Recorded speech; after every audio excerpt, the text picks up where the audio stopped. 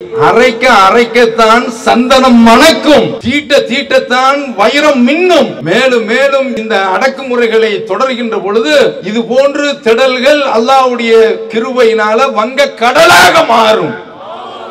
யாரும் அடங்கி போயிட மாட்டாங்க. அதே சந்தர்ப்பத்தில் கொள்கைவாதிகளுக்கு இந்த கொள்கைதான் சரியான பாதை என்று தெரிந்த பிறகு அதை விட்டு விலகி போய்விடக் கூடாது. என்ன எதிர்ப்பு வந்தாலும் சரிதான், தீயில் போட்டு எரிப்பேன் என்று சொல்லி இப்ராஹிம் அலைஹிஸ்ஸலாம் அவர்கள் தீயில் போட்ட போது அந்த தீயை கண்டு அஞ்சவில்லையே, பதறவில்லையே, நடுங்கவில்லையே. அப்படி ஒவ்வொரு இளைஞனும் ஒவ்வொரு பெண்ணும் மாற வேண்டும். அதற்கு தான் இந்த மாநாடு.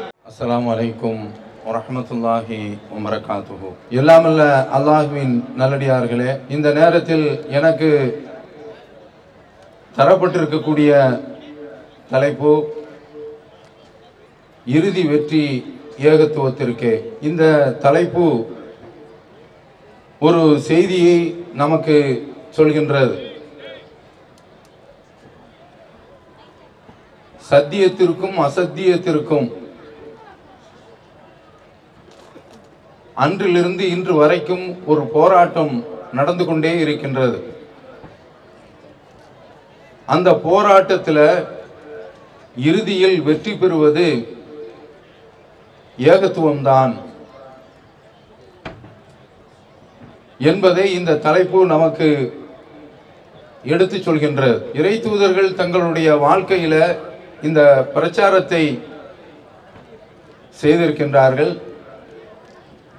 அப்படி செய்கின்ற போது ஆரம்பத்திலே அவர்களுக்கு கடுமையான எதிர்ப்பு ஏற்பட்டிருக்கின்றது.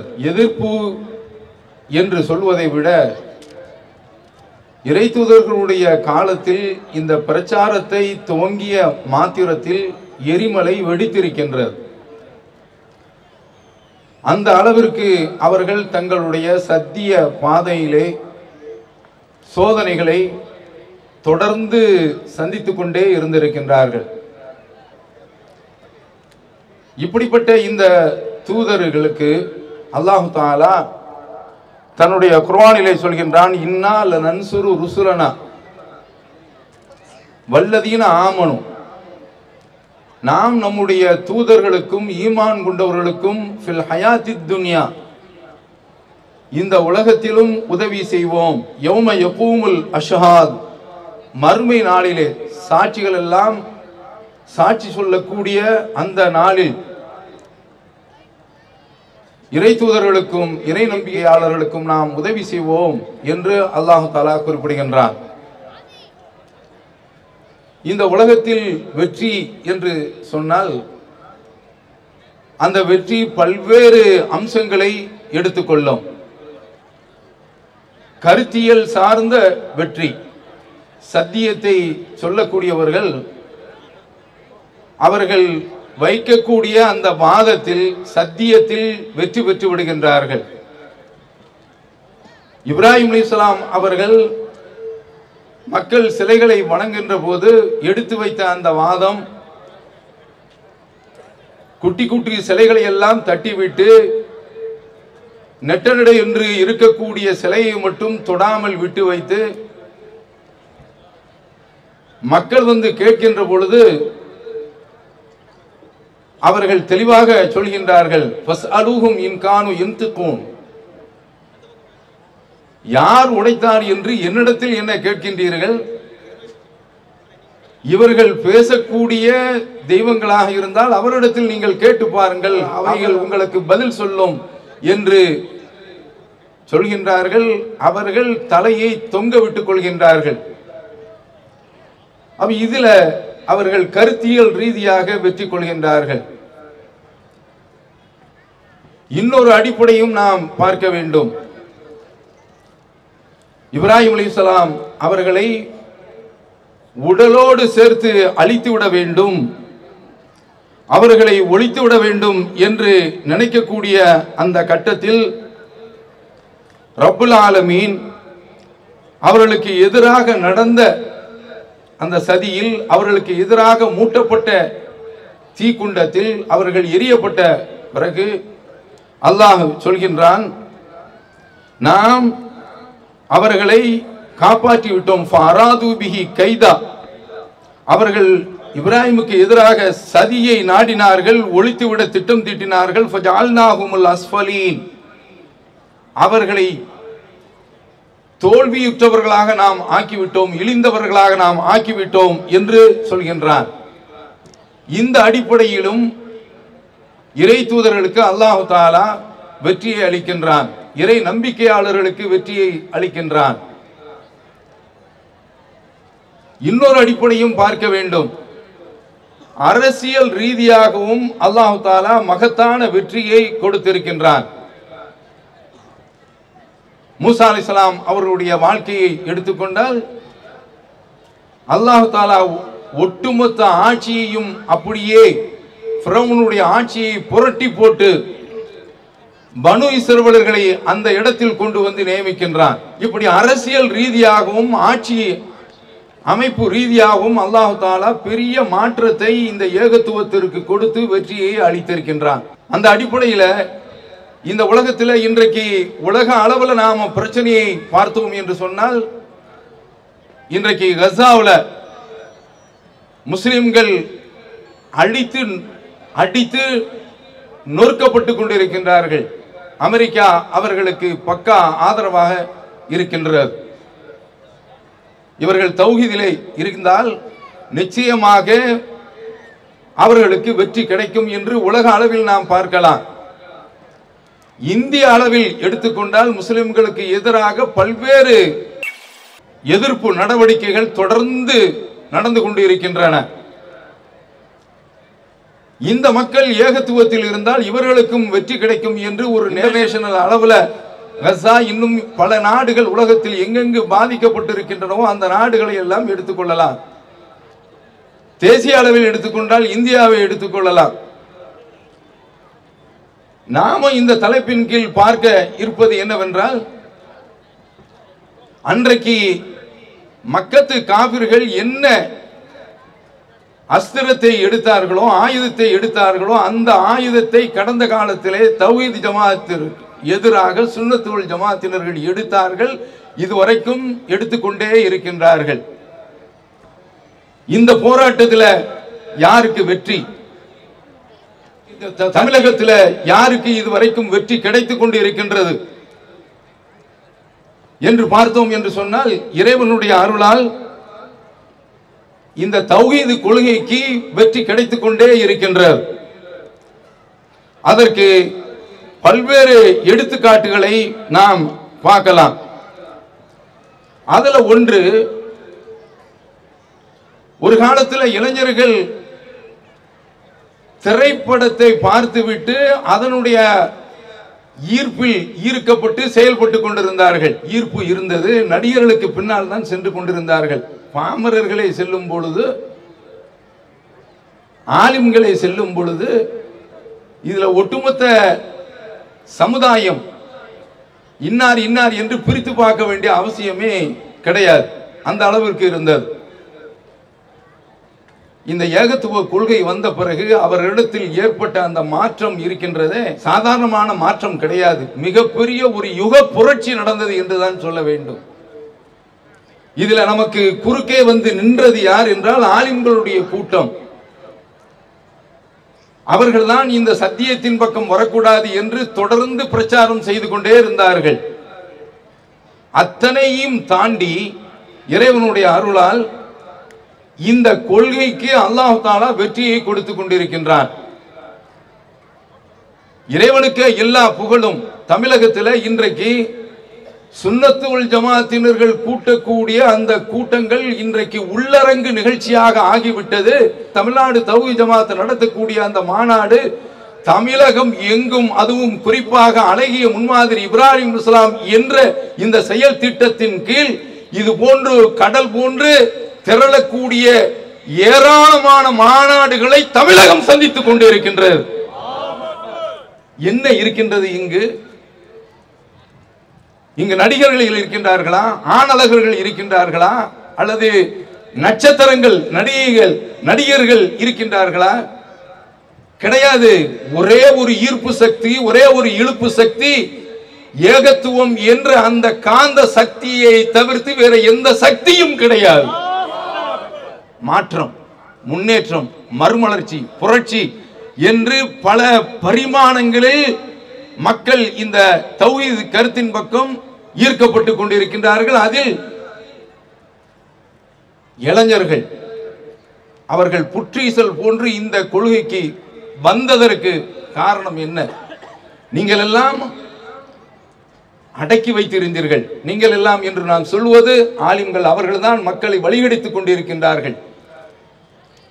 இளைஞர்கள் எப்படி இருந்தாங்க? நான் தெளிவாகவே சொல்கின்றேன். மேலப்பாளையத்தில் அதாவது ஒரு ஜெனரேஷன் எம்ஜிஆருக்கு சிவாஜிக்கு ரசிகனா இருந்துச்சா, அடுத்த ஜெனரேஷன் கமலுக்கும் ரஜினிக்கும் இருந்தது சிஸ்டம் மையம். இந்த ரெண்டுக்கும் குரூப் இருந்துச்சு. அதுக்கடுத்து இப்போ வந்திருக்கிறாங்க அஜித், மஜித், விஜய் என்று இப்போது ஒரு கூட்டம் கிளம்பி இருக்கின்றது. இதுல அன்றைக்கு இந்த சிஸ்டத்திற்கும் மையத்திற்கும் ரஜினிக்கும் கமலுக்காக வேண்டி ஒரு கூட்டம். எப்படி இருந்தாங்க இந்த இளைஞர்கள் பாருங்க. இன்றைக்கு அவர்கள் எல்லாம் இந்த பக்கம், இன்றைக்கு அந்த மக்களை எல்லாம் இழுத்தது எது, ஈர்த்தது எது, கொண்டு வந்தது எது, சேர்த்தது எது? எல்லா புகழும் அல்லாஹ்விற்கே. இந்த ஏகத்துவ கொள்கையை தவிர்த்து வேறு எந்த கொள்கையும் கிடையாது. அப்ப இப்படிப்பட்ட ஒரு மாற்றத்தை இந்த கொள்கை கொண்டு வந்து தமிழகத்தில் ஒரு வரலாற்றை படைத்திருக்கின்றது. நாம இப்படி பல விஷயங்களை பார்க்கலாம். அப்ப இதுல இவங்க என்ன நினைச்சாங்கன்னா, சொல்லுவாங்கல்ல, இது வெறும் துளிராக இருந்தது கிள்ளி விடலாம் என்று நினைத்தார்கள், செடியாக இருந்தது ஒடித்து விடலாம் என்று நினைத்தார்கள், மரமாக வளர்ந்தது முறித்து விடலாம் என்று நினைத்தார்கள். முடியவில்லை. அல்லாஹ்வுடைய கிருபையினால இது ஆழ மரமாக பல்வேறு கிளைகளை விட்டு தமிழகம் எங்கும், தமிழகத்தை தாண்டி கர்நாடகா, கேரளா என்று பறந்து விரிந்து சென்று கொண்டிருக்கின்றது. அப்படிப்பட்ட ஒரு கொள்கை. இந்த கொள்கையை இன்னும் உடைக்க வேண்டும், ஒடித்து விட வேண்டும். இந்த கொள்கையை சார்ந்தவர்களை அடக்கிவிட வேண்டும், முடக்கிவிட வேண்டும், மூளையில் உட்கார வைத்து விட வேண்டும் என்று தமிழகத்தில் உள்ள ஆலிம்கள் செயல்பட்டு கொண்டிருக்கின்றார்கள். அதுல ஒன்றுதான் திருப்பாலை குடியில் நடந்த நிகழ்வு. ஜனாசாவை அடக்க விட மாட்டேங்கிறான். ஜனாசாவை அடக்க விட மாட்டேங்கிறான். இந்த கொள்கையில் உள்ளவங்க ஒவ்வொருவரும், நீங்கள் ஒவ்வொரு உறுப்பினரையும் எடுத்து பார்த்தீர்கள் என்று சொன்னால் ஏதாவது ஒரு சோதனையை சந்தித்துதான் இருப்பார்கள். அவங்களுக்கு என்ன ஆயுதம் கிடைக்கின்றது என்று சொன்னால் ஜனாசா தான். நீ அடக்கலாம் என்று நினைக்கின்றாய், ஒடுக்கலாம் என்று நினைக்கின்றாய். இப்படி ஒவ்வொரு இடத்திலையும் இவர்கள் எடுக்கக்கூடிய ஆயுதம் என்னவென்றால் அடக்கத்தலாம். பள்ளிவாசல்ல தொழுகைக்கு தடை. இப்படி இவர்கள் பல தடைகளை போட்டு இந்த இயக்கத்தை முடக்கிவிட வேண்டும் என்று நினைக்கின்றார்கள். ஆனால் வளர்ந்து கொண்டுதான் இருக்கின்றது. சமீபத்தில் ஒரு ஊர்ல, இதே மாவட்டத்தில் பெண்கள் தொலை வர்றாங்க. அப்படி தொலை வரக்கூடிய அந்த கட்டத்தில் அவர்கள் ஊர் மூலமாக அறிவித்து, நீங்கள் பள்ளிக்கு சென்றீர்கள் என்று சொன்னால் உங்களை ஊர் நீக்கம் செய்து விடுவோம் என்று அறிவித்திருக்கின்றார்கள். நான் சொல்றேன், நீ ஊர் நீக்கம் பண்ணு. இப்படி அரைக்க அரைக்கத்தான் சந்தனம் மணக்கும், தீட்ட தீட்டத்தான் வைரம் மின்னும். நீ பண்ணு. நீ மேலும் மேலும் இந்த அடக்குமுறைகளை தொடர்கின்ற பொழுது இது போன்று திடல்கள் அல்லாஹ்வுடைய கிருபையினால வங்க கடலாக மாறும். அதனால யாரும் அடங்கி போயிட மாட்டாங்க. அதே சந்தர்ப்பத்தில் கொள்கைவாதிகளுக்கு இந்த கொள்கைதான் சரியான பாதை என்று தெரிந்த பிறகு அதை விட்டு விலகி போய்விடக் கூடாது. என்ன எதிர்ப்பு வந்தாலும் சரிதான், தீயில் போட்டு எரிப்பேன் என்று சொல்லி இப்ராஹிம் அலைஹிஸ்ஸலாம் அவர்கள் தீயில் போட்ட போது அந்த தீயை கண்டு அஞ்சவில்லையே, பதறவில்லையே, நடுங்கவில்லையே. அப்படிப்பட்ட ஒவ்வொரு இளைஞனும் ஒவ்வொரு பெண்ணும் மாற வேண்டும். அதற்கு தான் இந்த மாநாடு. அல்லாஹ்வுடைய தூதருடைய காலத்தில் மகத்தான வெற்றி கிடைத்தது. அல்லாஹ் மாபெரும் ஒரு வெற்றியை கொடுத்தான். சாதாரணமான ஒரு வெற்றி கிடையாது. நேரம் இருந்தா பார்ப்போம். ஆனால் இன்றைக்கு கண்கூடாக பார்க்கின்றோமே, நாமெல்லாம் யாரு? நபித்தோழர்கள் உடைய அந்த நிலையோடு ஒப்பிட்டு பார்க்கின்ற பொழுது, நபி ஸல்லல்லாஹு அலைஹி வஸல்லம் அவரோடு ஒப்பிட்டு பார்க்கின்ற பொழுது அவர்களுடைய தூசுக்கு சமம் நாம். ஆனால் இந்த ஏகத்துவ கொள்கைக்கு அல்லாஹ் தஆலா வெற்றியை அளித்துக் கொண்டு இருக்கின்றான் என்று சொன்னால் அதற்கு காரணம் என்ன? நபி ஸல்லல்லாஹு அலைஹி வஸல்லம் அவர்கள் சொல்கின்றார்கள், லா தஸாலு தாயிஃபத்துன் மின் உம்மத்தி லாஹிரீன அலல் ஹக். என்னுடைய சமுதாயத்தில் இருந்து ஒரு கூட்டம் வெற்றி பெற்றுக் கொண்டே இருக்கும். லா யதுருஹும் மன் ஹதலஹும். அவர்களுக்கு துரோகம் விளைக்கக்கூடியவர்களுடைய அந்த துரோகம் அவர்களுக்கு எந்த விதமான இடரும் அளித்து விடாது. சொல்றது யாரு? நபி ஸல்லல்லாஹு அலைஹி வஸல்லம் அவர்கள். கருத்தியல் அடிப்படையில் இந்த கொள்கை வளர்ந்து கொண்டே இருக்கின்றது. மக்களிடத்தில் மிகப்பெரிய ஒரு தாக்கத்தை ஏற்படுத்தி கொண்டிருக்கின்றது. 17 ஆண்டுகள் தாண்டி தௌஹீதினுடைய பயணம் அந்த ஊர்ல சென்று கொண்டிருக்கின்றது. பத்தமடை சம்பவம். ஜமால் மொஹிதீன் என்பவர், அவர் இந்த கொள்கையில் இருக்கிறாரு. அவருடைய பணி ஆசிரியர் பணி. வீட்டில் மனைவி இறந்துட்டாங்க. இவங்க தங்களுடைய ஆயுதத்தை எடுக்கின்றார்கள். அடக்க விட மாட்டோம், மையவாடி எங்களுக்கு தான் சொந்தம், தௌஹீத் ஜமாத்திற்கு கிடையாது என்று இவர்கள் அறிவித்து விட்டார்கள். நாம என்ன செய்தோம்? நம்முடைய ஜமாத்து சென்னை உயர் நீதிமன்றத்தினுடைய கிளையான மதுரை உயர் நீதிமன்றத்தை அணுகின்றது. நீதிபதி பார்த்துவிட்டு இதற்குரிய தீர்ப்பை கொடுக்கின்றார்.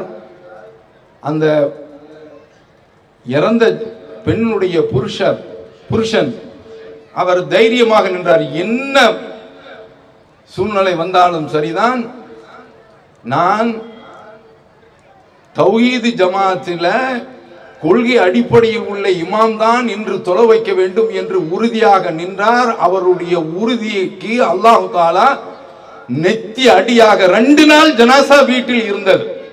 அவர் கலங்கவில்லை. 3வது நாள் காலையில் மதுரையினுடைய நீதிமன்றத்தினுடைய நீதிபதிகள் உத்தரவை கொடுத்து எனக்கு பதில் சொல்ல வேண்டும் என்ற அளவிற்கு உத்தரவை கொடுத்து அது செயல்படுத்தப்பட்டது. எவன் சாவி கொடுக்க மறுத்தார்களோ அவர்கள் தானாக முன் வந்திருந்தாங்க வாங்க என்று திறந்து கொடுக்கக்கூடிய அளவில், மையவாடியினுடைய கதவை திறந்து கொடுக்கக்கூடிய அளவில் அல்லாஹ் ஆக்கியிருக்கிறான் என்று சொன்னால் இதுதான் நடக்கும். இதுல தௌஹீத்வாதிகள் தளர்ந்து விடக்கூடாது, சோர்ந்து போய்விடக்கூடாது, உறுதியாக நிற்க வேண்டும். அதற்கு தான் இப்ராஹிம் அலைஹிஸ்ஸலாம் இந்த முன்மாதிரி. இந்த மருந்த தமிழகம் எங்கும் நாங்கள் எதிர்ப்பு சக்தியாக கொடுத்து கொண்டே இருக்கின்றோம். இது எந்த வைரஸ் வந்தாலும் சரிதான், சுன்னத்து ஜமாத்தில் இருந்து என்ன வைரஸ் வந்தாலும் சரிதான், அதை அடித்து நொறுக்கி இந்த ஏகத்துவத்தினுடைய கொள்கையை வளர்த்துக் கொண்டே இருக்கும். இது நடந்தது எங்க? பத்தமடை. இன்னொரு ஊரு தமிழகத்தில், அது பாலக்கோடு தருமபுரி மாவட்டத்தில். அங்க மஹ்தி என்ற ஒரு கூட்டம். அந்த கூட்டத்திற்கு மத்தியில் சில இளைஞர்கள் கிளம்புகின்றார்கள். அவர்கள் இந்த சத்திய விசுவாசத்தை தங்களுடைய சுவாசமாக கொண்டார்கள். ஈமான் அவர்களுடைய இதயத்தை பலப்படுத்தியது. அவர்கள் ஒரு ஷாபான் மாதத்தில் 15ஆம் இரவு ஷபை பராத் என்பது பித்அத் என்று ஒரு நோட்டீஸை கொடுக்கின்றார்கள். அவ்வளவுதான். ஜமாத்து கூடுகின்றது. கூடி அந்த இளைஞர்களை பிடித்து வைத்துக் கொண்டு அடியெல்லாம் கொடுக்குறாங்க. நாங்க தான் இந்த ஊர்ல முன்னோர்கள் எந்த பாதையில நடந்தார்களோ அந்த பாதையில் தான் நீங்கள் நடக்க வேண்டுமே தவிர அதற்கு மாற்றமாக நீங்கள் நடக்கக்கூடாது என்று மிரட்டுகின்றார்கள். இந்த இளைஞர்கள் பணியவில்லை, வெளியே வருகின்றார்கள். அவர்களுக்குள் உள்ளேயே பேசிக்கொண்டு நாமும் இந்த ஊர்ல தௌஹீதை சொல்ல வேண்டும் அல்லது சாக வேண்டும். எப்படிப்பட்ட இளைஞர்கள்! இது நடந்தது ரொம்ப தௌஹீத் ஜமாத்தினுடைய ஆரம்ப காலகட்டத்திற்கெல்லாம் நீங்கள் போக வேண்டியதிலே நடந்தது 2011 இந்த காலகட்டம். அவர்களாக தங்களுக்குள்ளே ஒரு உறுதிமொழி எடுத்துக்கொண்டு சத்திய பிரச்சாரத்தை செய்கின்றார்கள். இந்த கட்டத்தில் அவர்களை தடுத்து நிறுத்துகின்றது. தலைமையில் அணுகின்ற பொழுது பிரச்சாரம் செய்யக்கூடாது என்று அவர்களுடைய அந்த பிரச்சார நடவடிக்கைகளை முடக்குகின்ற வேளையில் இறங்குகின்ற பொழுது காவல்துறையில் போய் புகார் கொடுக்குறாங்க.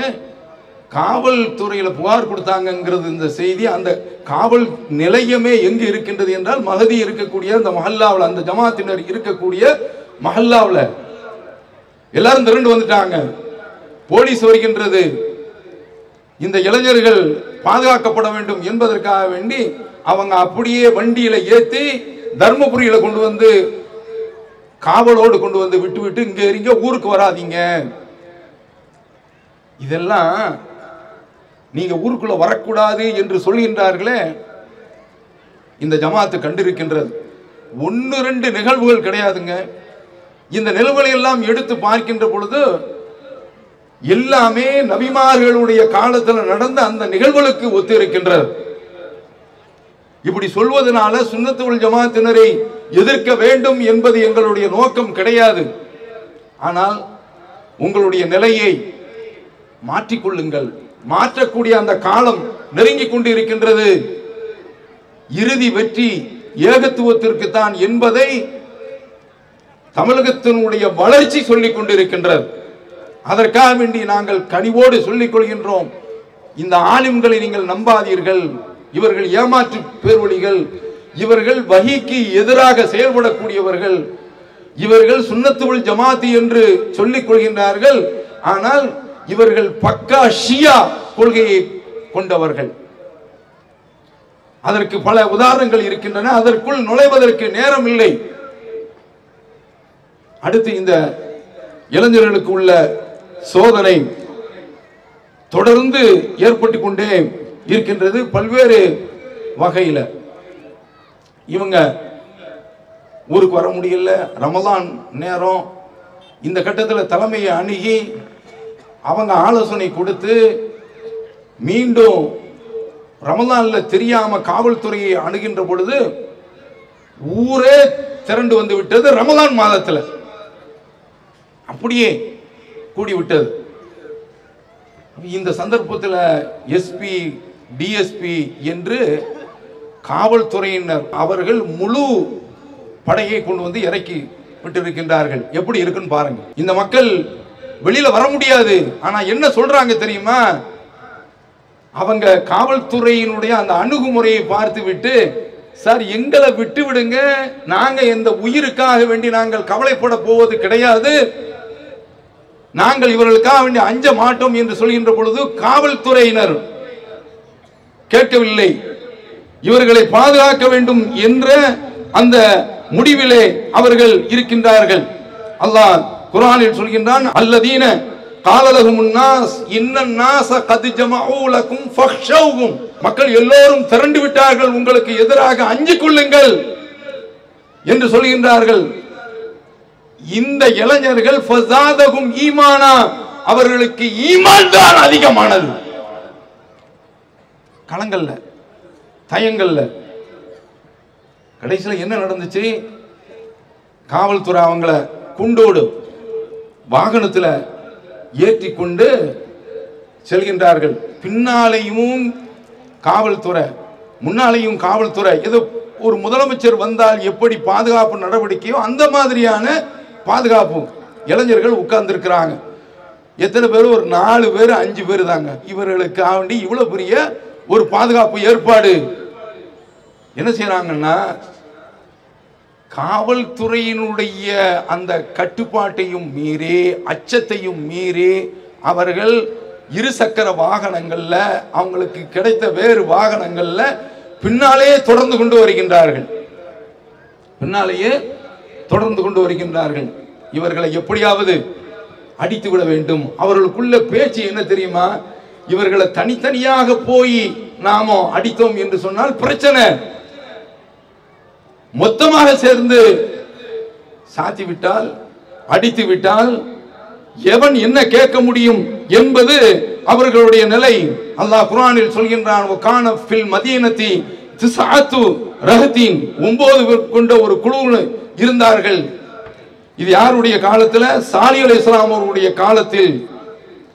அல்லாஹ் சொல்கின்றான், யுஃப்ஸிதுன ஃபில் அர்த், அவர்கள் பூமியிலே குழப்பம் விளைவித்துக் கொண்டிருந்தார்கள். வலா யுஸ்லிஹூன், அவர்கள் நேரிய நடவடிக்கையின்படி செயல்படவில்லை. காலு தகாசமு பில்லாஹி, நீங்கள் அல்லாஹ்வை கொண்டு சத்தியம் எடுத்துக் கொள்ளுங்கள்.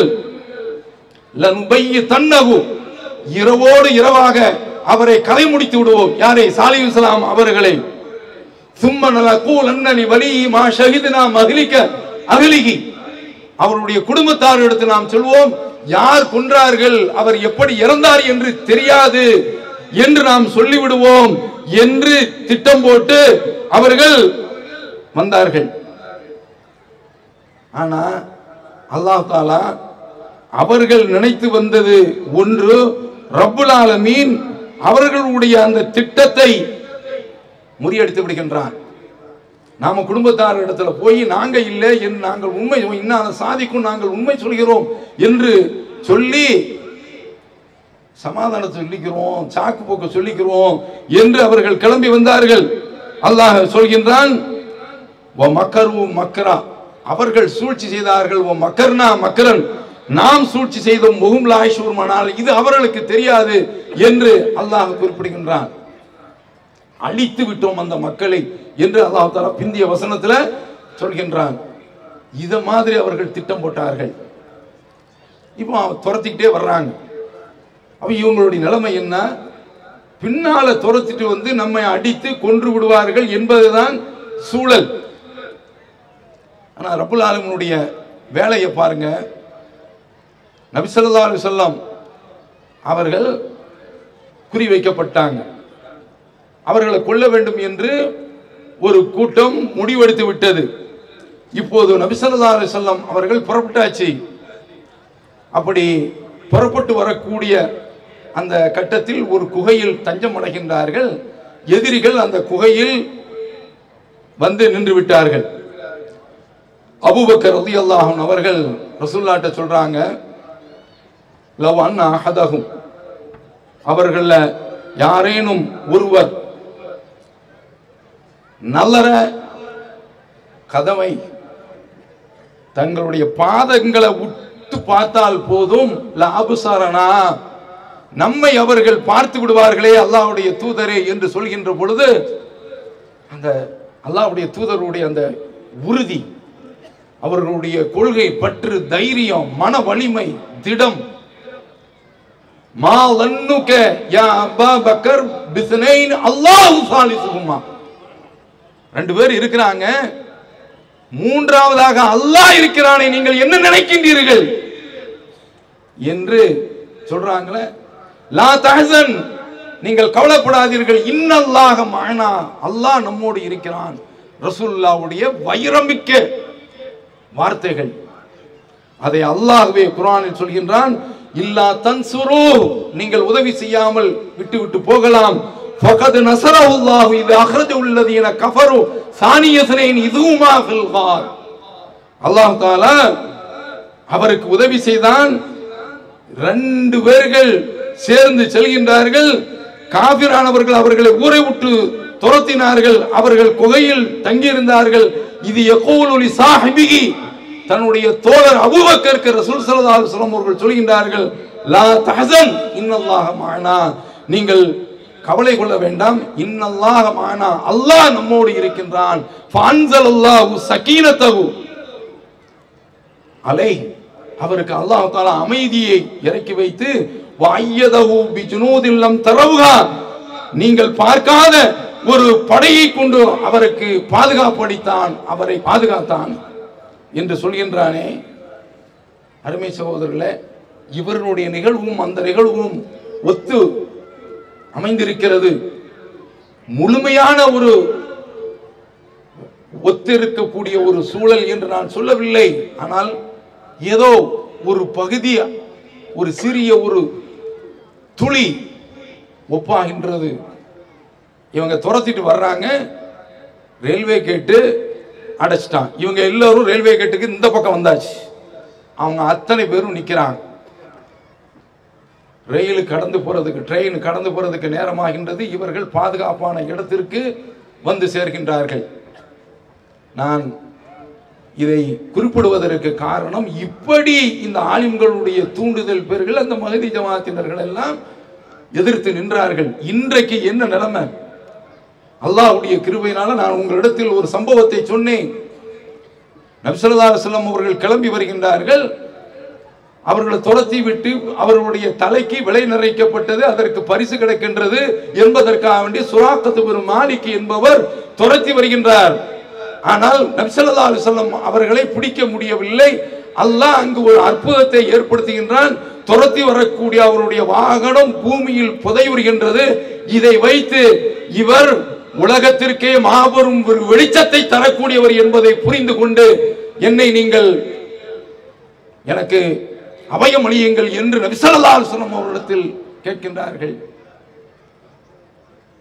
என்ன செய்ய வேண்டும் என்று கேட்கின்ற பொழுது விட்டாங்க, துஆ செய்றாங்க, அவர்களுக்கு பாதுகாப்பு கிடைத்து விடுகின்றது.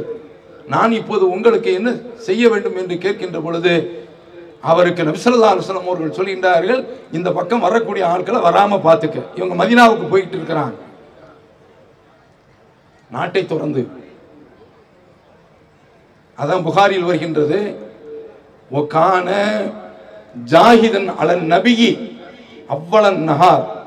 காலையில நபி ஸல்லல்லாஹு அலைஹி வஸல்லம் அவர்களை பிடித்து கொடுத்து மாட்டி கொடுக்க வேண்டும் என்பதற்காக வேண்டி பெருமுயற்சி எடுத்துக் கொண்டிருந்தார். ஒகான மஸலஹத்தல் லஹு ஃபி ஆகிரின் நஹாரி. பகல்ல பிந்திய பகுதியில நபி ஸல்லல்லாஹு அலைஹி வஸல்லம் அவர்களை காக்கக்கூடிய கவசமாக ஆகிவிட்டார் என்று புகாரில் வரக்கூடிய ஹதீஸை பார்க்கின்றோமே. என்ன சொல்கின்றது இது? நாங்கள் அல்லாஹ்வுக்கு நன்றி செலுத்துகின்றோம். இந்த கொள்கையை சொல்லக்கூடியவர்கள் இறை செய்தியை சொல்லிக் கொண்டிருக்கின்றார்கள், ஏகத்துவத்தை சொல்லிக் கொண்டிருக்கின்றார்கள். அதுல ஒரு துளி, ஒரு துரும்பு, ஒரு தூசியினுடைய ஒரு துகள் பாலக்கோடு, தர்மபுரி மாவட்டம், அந்த மக்கள் வென்று தனி மர்கஸ் அமைக்கின்றார்கள். அங்கேயும் இந்த ஜனாசா என்ற ஆயுதத்தை தான் எடுத்தார்கள். அல்லாஹ்வுடைய கிருபையினால இன்றைக்கு அந்த மக்கள், மஹதி மக்கள், அன்றைக்கு விரோதியாக இருந்தவர்கள் இந்த கொள்கை சகோதரர்களுடன் இன்றைக்கு நட்பு பாராட்டக்கூடிய அளவில் அமைந்திருக்கின்றது என்றால் இதுதான் இறைவனுடைய வேலை. இதை நீங்கெல்லாம் உடைக்க முடியாது. அப்ப இப்படி பல உதாரணங்களை நாம் சொல்ல முடியும். அல்லாஹ் தஆலா அவர்களுக்கு மாபெரும் ஒரு வெற்றியை கொடுத்தான். இதெல்லாம் எங்க நடக்கின்றது? எங்கோ உலகத்தில், தமிழகத்தை தாண்டி, இந்தியாவை தாண்டி நடக்கின்றது என்று நினைக்கின்றீர்களா? 2011 தமிழகத்தில் நடந்த நிகழ்வு இது தொடர்ச்சியாக நடந்து கொண்டே இருக்கின்றது. அதற்குத்தான் நான் உங்களிடத்தில் எடுத்து சொன்னேன். திருப்பாலக்குடி என்பது ராமநாதபுரத்தில் உள்ள மாவட்டம், உள்ள ஒரு ஊர். இப்படி பல இடங்கள்ல இது மாதிரி முஸ்லிம்கள், தௌஹீத் ஜமாத் என்ற பெயரில் உள்ளவர்கள் இந்த கொள்கையை அழிப்பதற்காக வேண்டி பலகட்ட முயற்சியை செய்து கொண்டிருக்கின்றார்கள். அது நடக்காது. யுரீதுனல் யுத்ஃபியூ நூரல்லாஹி பிஅஃவாஹிம் வல்லாஹு முத்திம்மு நூரிஹி. இந்த ஏகத்துவ ஜோதியை தங்களுடைய வாயால் ஊதி அணைக்க வேண்டும் என்று நினைக்கின்றார்கள். அல்லாஹ் இந்த ஒளியை பூர்த்தி செய்தே தருவான். அதான் இந்த தலைப்பினுடைய மறுபெயர். அப்ப அதனால நாம சொல்லிக் கொள்கின்றோம், இந்த கொள்கையின் பக்கம் சுன்னத்து வல் ஜமாத்தினரே நீங்கள் வாருங்கள், இதை எடுத்து என்னவென்று பாருங்கள். நான் இந்திய கண்ணோட்டத்தோடும் இந்த விஷயத்தை சொன்னேன்.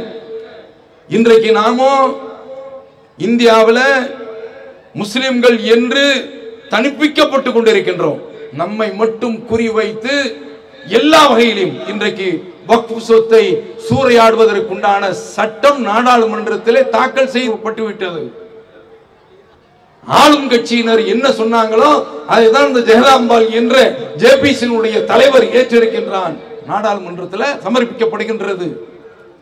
இப்படி ஒரு பக்கம். இன்னொரு பக்கம் உத்தரகாண்டில் இன்றைக்கு பொது சிவில் சட்டம் கொண்டு வந்து அமல் செய்திருக்கின்றார்கள். எல்லா வகையிலையும் முஸ்லிம்களை எந்தெந்த வகையில் அவர்களை மார்க்க ரீதியாக, பொருளாதார ரீதியாக, கொள்கை ரீதியாக அடக்க வேண்டும் என்று நினைத்துக் கொண்டிருக்கின்றார்களோ அத்தனை காரியங்களும் செய்து கொண்டிருக்கின்றார்கள்.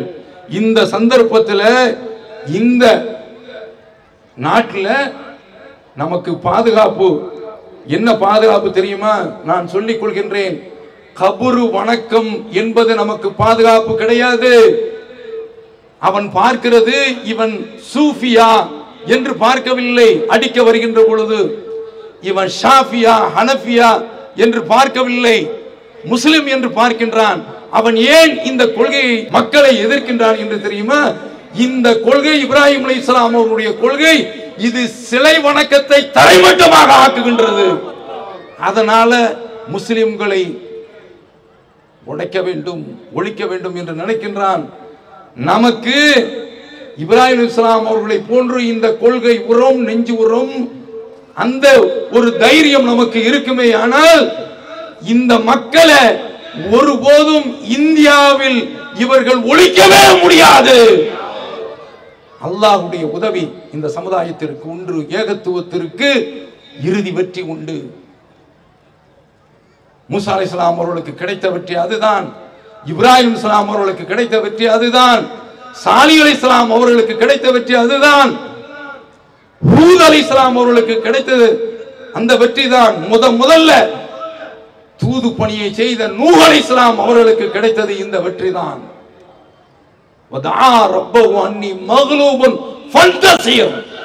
நான் தோல்விக்குள்ளவனாக ஆக்கப்பட்டிருக்கிறேன், உதவி செய் என்று கேட்கின்றார்கள். வானத்தில் இருந்து மலையை பொழிய வைத்து தொடைத்து எடுத்து விட்டான். மோடி யார்?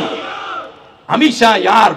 இந்த வரலாற்று பக்கங்களுக்கு முன்னால், ஏகத்துவத்தினுடைய இந்த வரலாற்றுக்கு முன்னால் யாரு? ஃபிரௌனை கண்டிருந்தோம். இப்ராஹிம் அலைஹிஸ்ஸலாம் அவர்களுடைய காலத்தில் உள்ள எதிரியை நாம் சந்தித்து இருக்கின்றோம். எத்தனை எதிரிகள்! அவர்கள் எல்லாம் மண்ணோடு மண்ணாக போய்விட்டார்கள். நமக்கு பாதுகாப்பு கவசமாக இருப்பது ஏகத்துவம் தான். அந்த கொள்கைக்கு நீங்கள் மாறுங்கள். தர்காவுடைய வாசலை இழுத்து மூடுங்கள். கபர் வணக்கத்தை நீங்கள் ஓரங்கட்டுங்கள். எல்லாம் அல்ல அல்லாஹ்வினுடைய ஏகத்துவத்தின் பக்கம் மாறுங்கள். இந்த கொள்கை தான் நபிமார்கள் கொண்ட கொள்கை. அதற்குத்தான் இறுதி வெற்றி கிடைக்கும் என்பதை நாம் புரிந்து கொள்ள வேண்டும். ஆலிம்கள் எப்படிப்பட்டவங்க? பழகி இருக்கின்ற இந்த கொள்கையினுடைய உதய அப்போதுதான் நான் உள்ளே நுழைந்து கொண்டிருக்கின்றேன். காரைக்காலில் எனக்கு 2 நண்பர்கள் உண்டு. அதுல ஒருவர் மேலப்பாளையத்தை சார்ந்தவர். அவருடைய கிராத்தும் ரொம்ப அருமையாக இருக்கும். அவர் திரைப்பட பாடல் படித்தால் தரமேல் பிறக்க வைத்தான், எங்களை தண்ணீரில் பிழைக்க வைத்தான், கரைமேல் இருக்க வைத்தான், பெண்களை கண்ணீரில் குளிக்க வைத்தான். அந்த பாட்டு டிஎம்எஸ் பாடும்போது ரொம்ப அருமையாக இருக்கும். அதனால அதை கேட்கறது சுண்ணத்துன்னு நினைச்சிடாரு, எல்லாம் வழிகேடு. அந்த பாட்டை படிக்கும் பொழுது அப்படி லைஃபாக படிப்பார். அதே போல அவரும். இவங்கெல்லாம் இசை புலமை எப்படி தெரியுமா? இன்றைக்கு மொபைல்ல எல்லா இளமும் வந்துருச்சு, எல்லா பலாவும் அதுக்குள்ள வந்துருச்சு. ஆனா அன்றைக்கு ஒரு ரேடியோ பெட்டி, சாயந்தர நேரம் ஆலிம் சாக்கள் வாக்கிங் தெரியுமில்ல, நல்ல எப்போது பார்த்தாலும் அல்லாஹ்வுடைய கிருபையினால வயிறு நல்ல பரக்கத்தா இருக்கும். மதரசாலோ ஒரு அரபி வார்த்தைக்கு அர்த்தம் சொல்லுவாங்க, முன்தள்ளி பின் நடந்தான் அப்படின்னு. அது மாதிரிதான் எல்லாம் 10 மாச கற்பிணி மாதிரி இருப்பாங்க. சாயந்தர நேரம் ஒரு துண்டு, ஒரு கப்பல் தொப்பி, அப்படி சாயந்தரம் ஒரு வாக்கிங், அது வாக்கிங் இல்லை, அப்படி மெதுவாக அப்படியே போகிறது. ரயில்வே ஸ்டேஷனில் உட்காருவாங்க, நானும் அவங்களோட சேர்ந்து உட்காருவேன். அப்போ 2 வானொலி நிலையங்கள் தான், ஒன்று விவித் பாரதி, இன்னொன்று இலங்கை வானொலி. அதில் PH அப்துல் ஹமீது இருக்கிற அவரை மாதிரி ஹாப்ஸா வேற யாருமே கிடையாது. நான் என்ற இடத்தில் பாட்டு நின்றிருக்கின்றது, மணி ஒலித்திருக்கிறது. நீங்கள் நாவில் ஆரம்பிங்கள் அப்படின்னா அவன் வேற ஏதாவது அந்த நானா வேற ஏதாவது மாற்றி ஆரம்பிச்சிட்டாங்க, சரியில்லைன்றவர். அதுக்கு அப்பனா இவங்க 2 பேரும் அந்த பாட்டு போட்ட உடனேயே இதை மாத்து, இது நல்லா இருக்காது, அப்படி ஹாஃபிஸுகள் அந்த மாதிரி உள்ளவங்க. சினிமா பாட்டு போட்ட உடனே அந்த முதல் டியூனை வத்தே இது என்ன பாட்டுன்னு அப்படின்னு எடுப்பாங்க. அவங்கள்ட்ட இந்த தௌஹீத கருத்தை நான் சொல்லும்போது அவங்க என்னிடத்துல சொன்னது என்ன தெரியுமா? நீ சொல்றதெல்லாம் சரிதான், இது சத்தியம் என்று சொன்னால் இந்த காரைக்காலில் எடுக்கக்கூடிய இந்த சந்தனக்கூடு அப்படியே வானத்திலிருந்து ஒரு தீ வந்து அதை அப்படியே எரிச்சு அது சாம்பலா போக வேண்டியதானே? கேள்வியை பாருங்க. இப்படிதான் ஆலிம்கள் இருந்தாங்க. இது எந்த அடிப்படையிலான ஒரு வாதம் என்று சொன்னால், இது காலு அல்லாஹும்ம இன்கான ஹாதாஹு அல் ஹக்க மின் இன்திக ஃபஅம்திர் அலைனா ஹிஜாரத்தம் மினஸ் ஸமாஅ வஅத்தினா பிஅதாபின் அலீம். இந்த முகமது சொல்றது குர்ஆன் உண்மை என்று சொன்னால், நாங்க தப்புல இருந்தா நீ வானத்தில் இருந்து ஒரு கல்மலையை பொழி, அல்லது மிகப்பெரிய ஒரு நோவினை தரக்கூடிய ஒரு வேதனை கொடுத்து எங்களை அழிக்க வேண்டியதானே? இதே மாதிரியான வாதத்தை வைத்துக் கொண்டிருந்தார்கள். அப்படிப்பட்ட நிலையில்தான் அவர்களுடைய கொள்கை நிலைப்பாடு இருக்கின்றது. ஆனால் என்ன தெரியுமா, இறை தூதர்களுடைய வரலாற்றில் தௌஹீத் சகோதரருக்கு இந்த நேரத்தில் சொல்லிக் கொள்கின்றேன், மந்திரத்தினால் இங்கு மாங்காய் காய்க்காது. தௌஹீதுக்கு என்று உழைக்க வேண்டும். எனக்கு தெரிஞ்சு நான் இடையில் கிழக்கரைக்கு வந்திருந்த பொழுது ஆண்களும் பெண்களும் இந்த கொள்கைக்காக வேண்டி தெருவாக சென்று பிரச்சாரம் செய்திருக்கின்றார்கள். அல்லாஹ் அவர்களுக்கு அருள் செய்ய வேண்டும், இந்த ஏகத்துவம் நிலைக்க வேண்டும் என்பதற்காக வேண்டி இந்த மாநாடு எங்கெங்கெல்லாம் நடக்கின்றதோ அங்கெல்லாம் கடுமையான உழைப்புகள். ஒரே ஒரு நோக்கம், அல்லாஹ்வுக்காக வேண்டி இந்த கொள்கை ஜொலிக்க வேண்டும், அவருடைய உள்ளத்தில் பிரகாசிக்க வேண்டும் என்பதை தவிர்த்து வேறு எந்த நோக்கமும் கிடையாது. சத்தியம் அசத்தியம் மோதும், அப்படி மோதித்தான் மாபெரும் ஒரு வெற்றியை காண முடியும். அதனால்தான் பத்ரு உஹது, பத்ருல மகத்தான வெற்றி. உலகத் நஸரக்குமுல்லாஹு பிபத்ரின் வஅன்தும் அதில்லா ஃபத்தகுல்லாஹ லஅல்லக்கும் தஷ்குரூன். சொற்ப தொகையினில் இருந்தீர்கள், அல்லாஹ் உங்களுக்கு அந்த பத்ருல மகத்தான ஒரு வெற்றியை அல்லாஹ் உங்களுக்கு கொடுத்தான். அதுல வெற்றி, உஹதுல தோல்வி, ஏற்ற இறக்கம். இப்படி இந்த கொள்கையில நாமோ இது மாதிரியான உழைப்பு, தோல்வி, வெற்றி என்று மாறி மாறி இறுதியில் இந்த ஏகத்துவத்திற்கு வெற்றி கிடைக்கும். அப்படித்தான் இந்த சத்தியத்திற்கு அல்லாஹ் தஆலா மிகப்பெரிய ஒரு வெற்றியை கொடுத்தான். அது என்ன? பத்ருல வெற்றி, உஹதுல தோல்வி. சோதிக்கிறான், இப்படி சோதித்து பார்ப்பான். ரப்புல் ஆலமீனுடைய வேலை. மா கான அல்லாஹு லியதரல் முஃமினீன அலாமா அன்தும் அலைஹி ஹத்தா யமீஸல் கபீஸ மினத் தய்யிப். மூமின்களே, இது நல்லதை கெட்டதில் இருந்து பிரித்து காட்டுகின்ற வரை மூமின்களே அல்லாஹ் உங்களை சும்மா விட மாட்டான். வமா கான அல்லாஹு லியுத்லியக்கும் அலல் கைப். உங்களுக்கு மறைவான செய்தியை தந்து என்னவென்று அறிவிக்கவும் மாட்டான். இதான் அல்லாஹ்வுடைய வேலை. சோதனையை கொடுத்து கொடுத்து மாறி மாறி கொடுத்து சோதித்து இந்த சத்தியத்தில் உறுதியாக நிற்பவர்கள் யார், தடம் புரண்டு பின்வாங்கி ஓடக்கூடியவர்கள் யார் என்று சோதிப்பான். அப்படிதான் இந்த சத்தியம். ஒரு தர்கா ஒழிய வேண்டும் என்று சொன்னால் அதில் போராட்டம் இருக்கும்.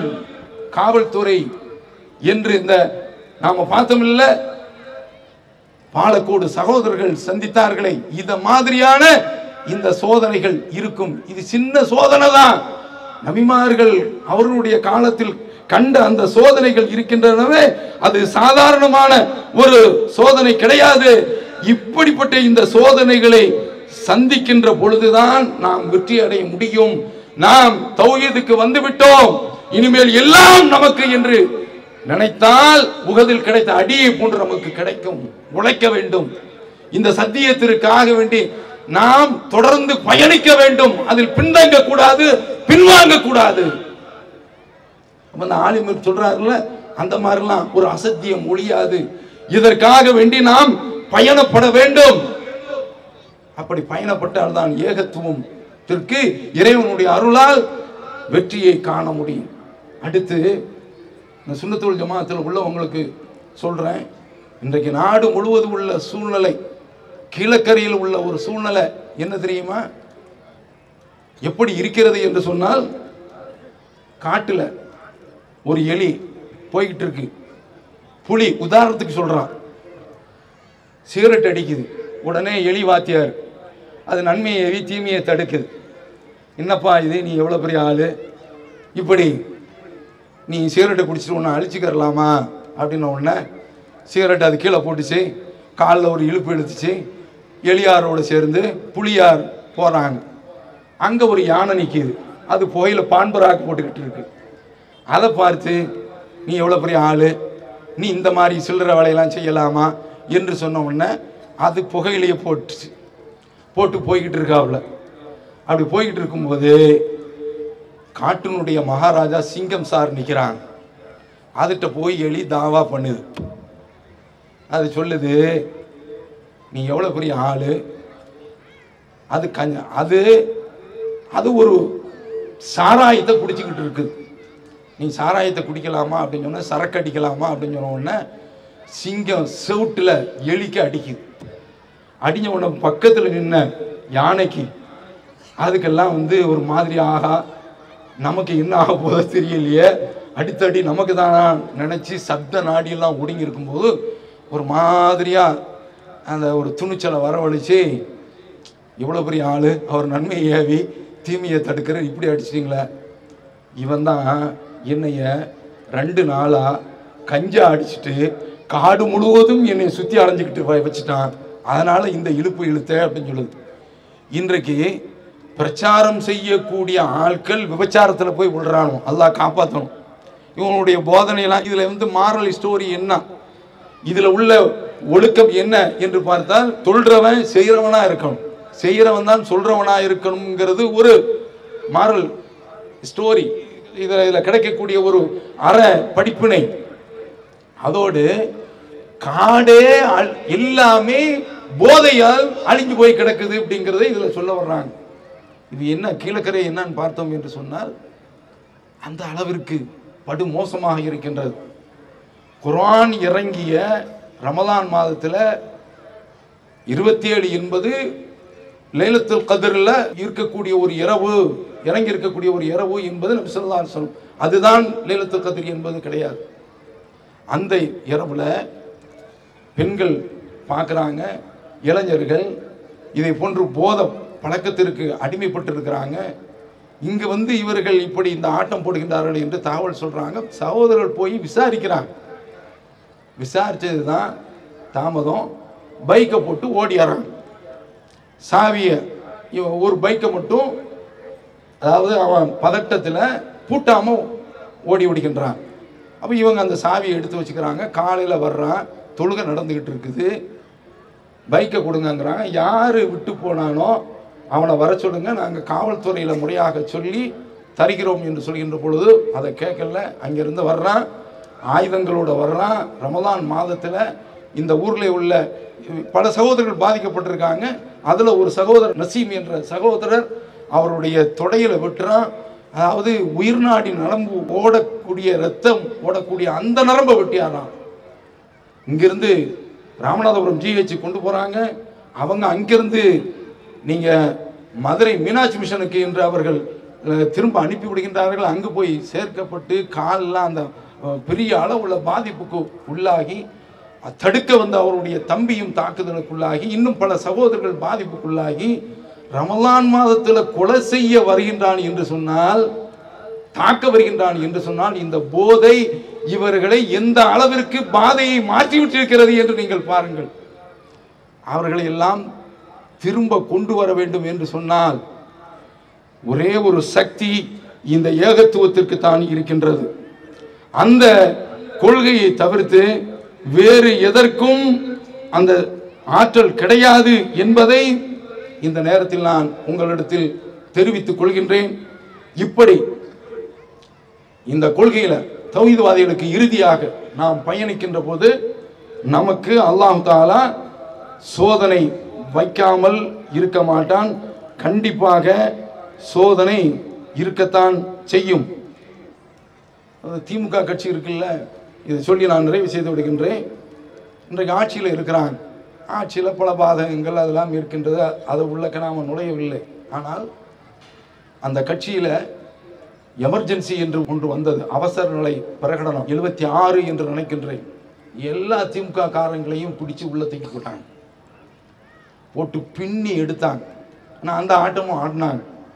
அதில் அடித்தது தான் ஆற்காடு வீராசாமிக்கு காதே போச்சு. இன்றைக்கு முதல்வராக இருக்கிறாரு ஸ்டாலின், பந்து ஆடினா சிறை அதிகாரி, அந்த அளவுக்கு போட்டு புரட்டி எடுத்தாங்க. அவன் அந்த சந்தர்ப்பத்தில் கட்சியை விட்டு நிறைய பேர் ஓடினாங்க. அப்படி ஓடக்கூடிய அந்த சந்தர்ப்பத்தில் அற்ற குளத்தில் அருநீர் பறவை போல் உற்றுளி தீர்வார் உறவல்லர். என்ன குளம் இருக்கும், அந்த குளத்தில் தண்ணீர் இருக்கின்ற பொழுது மீன்கள் நிறைந்திருக்கும், அப்போ நிறைய பறவைகள் வரும். அப்போ அந்த குளம் வற்றி போன உடனே எல்லாமே போய்விடும். அக்குளத்தில் கொட்டியும் ஆம்பலும் நெய்தலும் போலவே ஒட்டி வருவார் உறவு. அதில் இருக்கிறது என்ன என்றால், அதில் இருக்கக்கூடிய அந்த தாவர வர்க்கங்கள், அதில் இருக்கக்கூடிய செடி வர்க்கங்கள், அந்த நீர் தாவரங்கள், அது அப்படியே மண்ணோடு மண்ணாக கிடக்கும். இப்படித்தான் ஒரு கொள்கைவாதி இந்த சத்தியத்தில் இருக்க வேண்டுமே தவிர, இன்றைக்கு ஒரு இயக்கம், நாளைக்கு ஒரு இயக்கம், பல இயக்கங்கள் கிளம்பி இருக்கிறாங்க.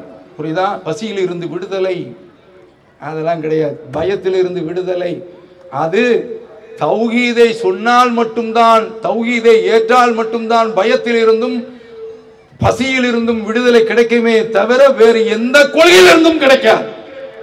இந்த கொள்கைக்கு தான் கிடைக்கும். அப்ப இந்த கொள்கையில் பயணிக்கின்ற பொழுது கண்டிப்பாக சோதனை இருக்கும். நபி ஸல்லல்லாஹு அலைஹி வஸல்லம் அவர்கள் சொல்றாங்கல்ல, கடந்த காலத்தில் உங்களுக்கு முன்னால் உண்டானவர்கள் அவர்களுடைய தலையில் ரம்பம் வைத்து இரு கூறாக அவர்கள் பிரிக்கப்பட்டார்கள், பிளக்கப்பட்டார்கள்.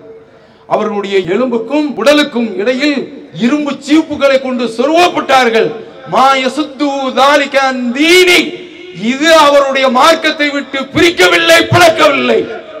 இந்த ஒரு கொள்கை அடிப்படையில் உறுதியோடு இருந்தால்தான் இந்த ஏகத்துவத்திற்கு வெற்றி கிடைக்கும். அதன் மூலமாக நாம் சொல்ல வருவது என்னவென்றால், இந்த கொள்கையில் நாம் உறுதியாக பயணிக்க வேண்டும்.